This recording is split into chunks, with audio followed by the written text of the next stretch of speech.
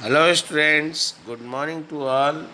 As you know that chapter number 1 of chemistry, chemical reaction and chemical equations is going on, and today I will teach you the topic reactants and products and characteristics of chemical reactions.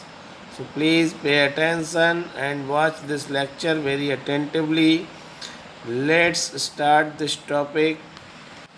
Student, now question number first here. What is reactants? Reactants क्या होते हैं?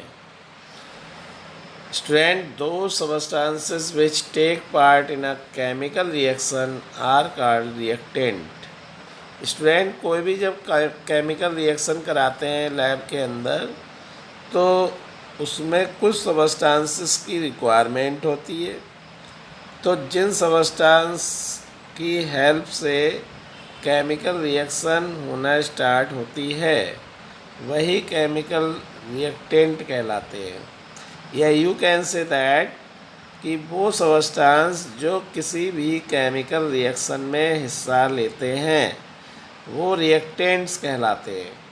तो student, जैसे example है यहाँ पे, methane gas जब react करती है ऑक्सीजन गैस से तब कार्बन डाइऑक्साइड और वाटर दो प्रोडक्ट बनते हैं। स्टूडेंट, यहाँ पे इस केमिकल रिएक्शन को कराने में जो हमने सबस्टांस लिए हैं वो मीथेन और ऑक्सीजन गैस है।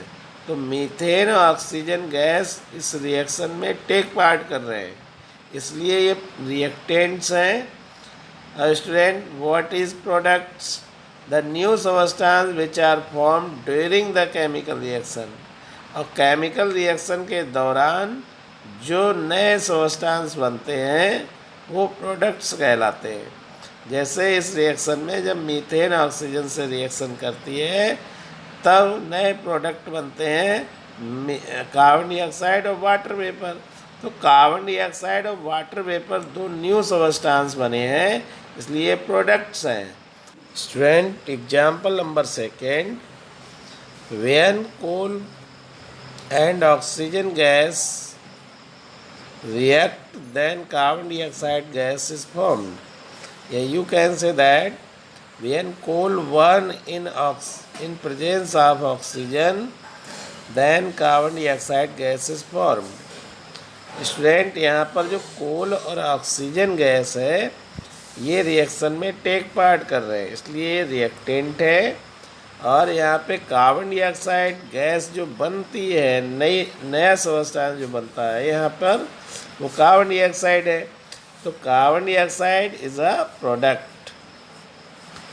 Dear students, now example number third here, when hydrogen gas react with oxygen gas then water is formed. तो स्टूडेंट, यहाँ पे दो मॉलिक्यूल हाइड्रोजन गैस के और वन मॉलिक्यूल ऑक्सीजन गैस का जब आपस में रिएक्शन करता है तब दो मॉलिक्यूल वाटर के बनते हैं। तो स्टूडेंट, यहाँ पर हाइड्रोजन और ऑक्सीजन दोनों गैसेस ने इस रिएक्शन में टेक पार्ट किया है, इसलिए रिएक्टेंट है। और नया सबस्टांस जो बना है वो वाटर है, इसलिए ये प्रोडक्ट है। In this way you can understand the reactant and product. Now student, next topic here, what are the characteristics of chemical reaction? कोई भी केमिकल रिएक्शन है उसके क्या क्या कैरेक्टरिस्टिक्स हो सकते हैं स्टूडेंट? तो a chemical reaction can be characterised following: number 1, change in state, change in colour, evolution of gas, change in temperature, formation of PPT या precipitate। स्टूडेंट, कोई भी केमिकल रिएक्शन में जो करेक्टरिस्टिक्स देखे जा सकते हैं वो पहला है स्टेट। जो रिएक्टेंट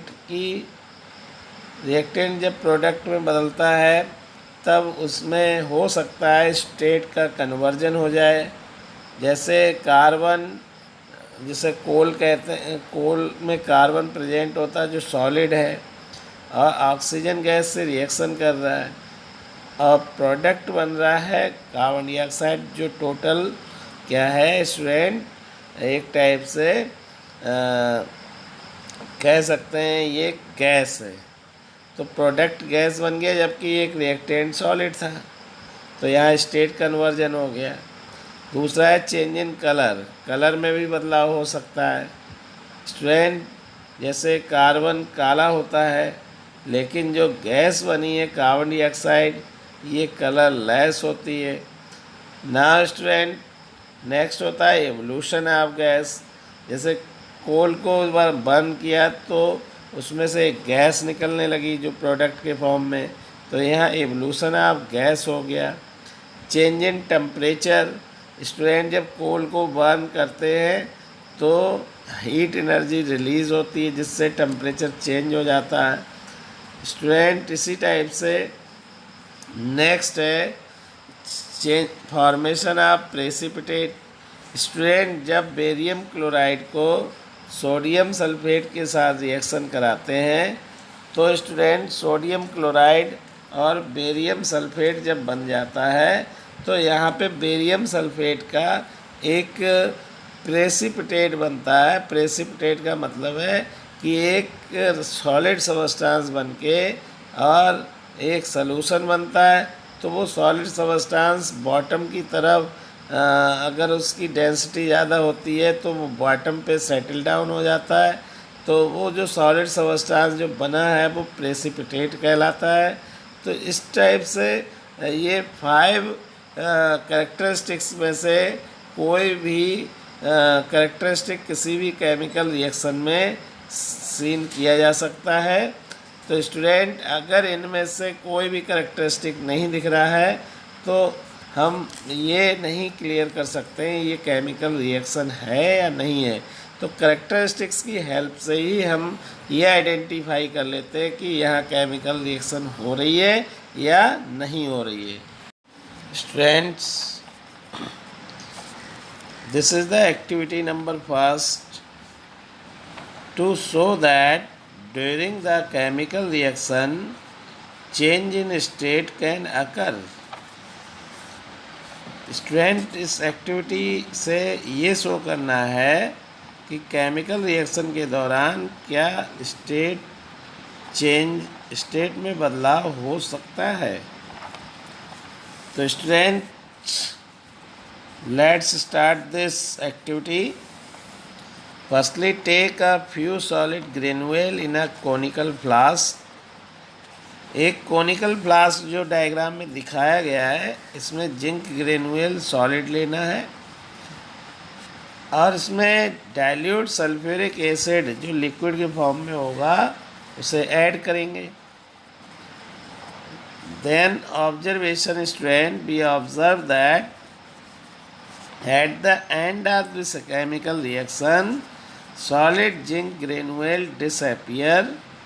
हम ये इस रिएक्शन के दौरान ये ऑब्ज़र्व करते हैं स्टूडेंट कि जो जिंक ग्रेनुअल सॉलिड थे वो डिसअपियर हो जाते हैं और इसमें से एक ऊपर की तरफ जो आप देख रहे हैं डिलीवरी ट्यूब, इसमें से एक गैस निकलते हुए अपीयर होती है और जो फ्लास्क है इसमें जिंक सल्फेट का एक एक्वस सॉल्यूशन बन जाता है।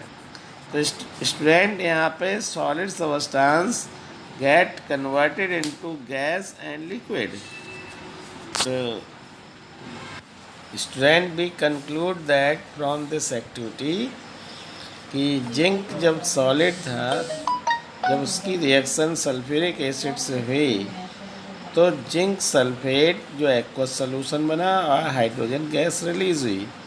तो ये एक्टिविटी में स्टेट का कन्वर्जन हुआ है।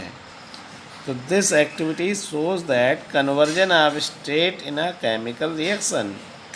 इस एक्टिविटी से हमें ये शो करती है कि केमिकल रिएक्शन में स्टेट का कन्वर्जन होता है।